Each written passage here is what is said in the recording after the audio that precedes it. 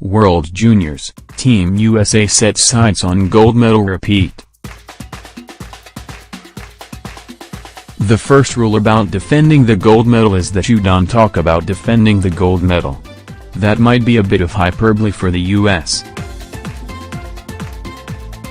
But make no mistake, last year is a memory, and the road to winning a second consecutive gold at the World Junior Championship has the United States focused on the present, not the past. It's not like don't talk about it, but it hasn't really been our mindset, said forward Joey Anderson, who is one of 7 returners from last year's team and captain of the 2018 version. It's a new group and new guys, and I think we've done a great job focusing on this group and the chemistry we have and making sure we're focused on winning another gold medal this year instead of looking at how it happened last year. But there are moments from last year's run that provide a touchstone for the Americans, examples the veterans bring to the first-timers at the World Juniors. And the lessons have little to do with the dramatic 5-4 shootout win over Canada in the gold medal game. Instead, the lessons from last year have everything to do with managing emotions and energy while embracing a team-first mentality in order to grind out wins on days when you might not have your best game. Especially for those young guys and guys that have never been here before, it's about letting them know you've got to do whatever it takes, whatever role it is that you have to buy into, said returning forward Kiefer Bellows. Obviously all of us are top players wherever we come from, but it's about buying into the team aspect and also about away from the rink making sure you're getting optimal rest, getting the right food in you, going to bed at a good time. Because it's a short tournament and you're playing a lot of games in a short amount of time. You've just got to be ready for that. The returning players know that winning ugly is sometimes the name of the game. In fact, when asked about last year's tournament, the first reference is typically the quarterfinal game against Switzerland. In that matchup, the US took a 2-0 first-period lead only to see the Swiss come back and tie the game. A power play goal in the final 4 minutes allowed the Americans to advance to the semi-finals. It wasn't the best game for Team USA, but it was a must-win. The things you learn are just the ups and downs of that tournament. In one game it can be over, like the game against Switzerland in the quarterfinals, returning defenseman Ryan Lindgren said.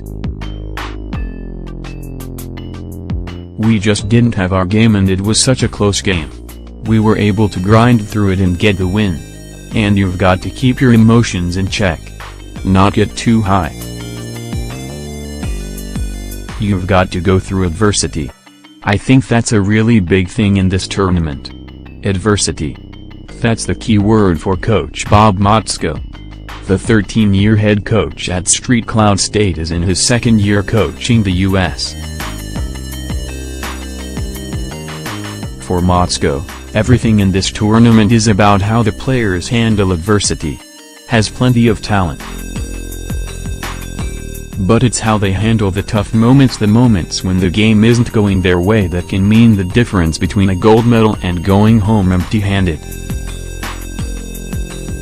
I think the biggest challenge in this always is how a team handles adversity, because it is going to smack you right on the side of the noggin, Motzko said.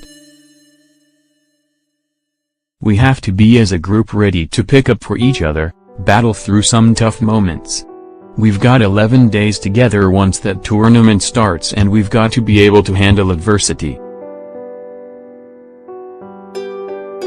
The players who will be dealt that adversity will be playing a style of hockey similar to last year's team. The names have changed, but the skill is the same. There are marquee names and gritty role players.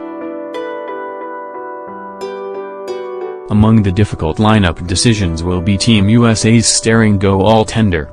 Both Jake Oettinger and Joseph Woll were part of last year's gold medal winning team. Wall, a sophomore at Boston College, got 2 games last year. Oettinger, a sophomore at rival Boston University, was on Team USA as the third-string goalie and did not see game action.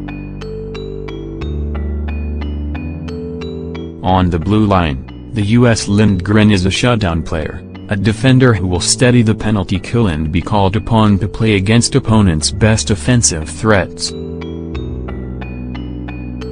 But the Americans have some offensive threats from the back line as well. Also returning is Adam Fox, who last year led all defensemen in college hockey in points per game, 1.14. He has 9 assists in 10 games in his sophomore season at Harvard. Defensemen have showed an ability to get the puck up the ice and efficiently start breakouts. They also can jump in the play in the offensive zone. If there's one drawback of the US Blue Line, it's that they can be too offensive-minded, getting caught a few times in their exhibition game against Belarus and surrendering odd-man rushes. Wall bailed them out on those small gaffes. As for the forwards, the group runs deep. Motzko and his staff love all the pieces they have. How to put the pieces together in a giant moving jigsaw puzzle is part of the challenge, and the fun, of the World Junior Tournament. Camp featured a plethora of line combinations, and the expectation is that the lines will be fluid and interchangeable throughout the tournament. The forwards are stacked with players who could have the potential to be impact players in the National Hockey League over the next 2 years. Casey Mittelstadt, whom the Buffalo Sabres made the 8th overall pick at the 2017 NHL Draft, is among the key components of the Americans' offense. He can play center or wing, and likely will play both this tournament. Mittelstadt may get some time as center with Kailer Yamamoto on his right wing. Yamamoto was a first-round selection by Edmonton and had 3 assists in 9 games for the Oilers this season before being returned to his Western Hockey League team.